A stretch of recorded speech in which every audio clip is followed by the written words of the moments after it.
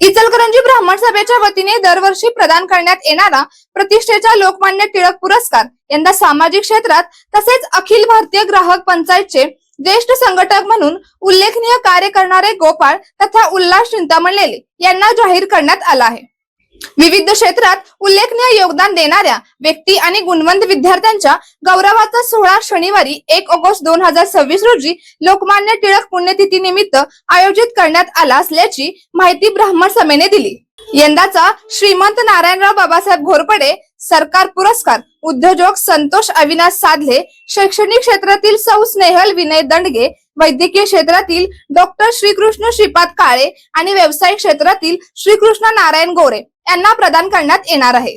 आध्यात्मिक क्षेत्रातील वेदोनारायण पुरस्कार वेदमूर्ती विश्वजित विजय मनेरीकर यांना तर सेवाभावी संस्था पुरस्कार मैत्री फाउंडेशन इचलकरंजी यांना जाहीर करण्यात आला आहे।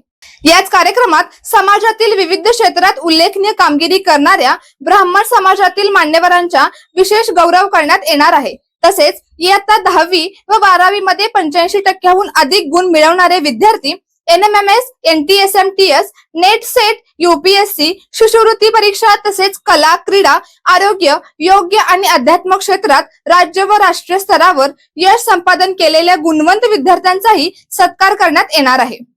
या गौरव सोहळ्यासाठी पात्र विद्यार्थ्यांनी गुणपत्रिका व आवश्यक प्रमाणपत्रांच्या झेरॉक्ससह 20 जुलै 2026 पर्यंत ब्राह्मण सभा कार्यालय, झेंडा चौक, इचलकरंजी येथे नोंदणी करावी असे आवाहन करण्यात आले आहे। अधिक माहितीसाठी 8304809040 अथवा 9225831031 या क्रमांकावर संपर्क साधण्याचे आवाहन ब्राह्मण सभेने केले आहे।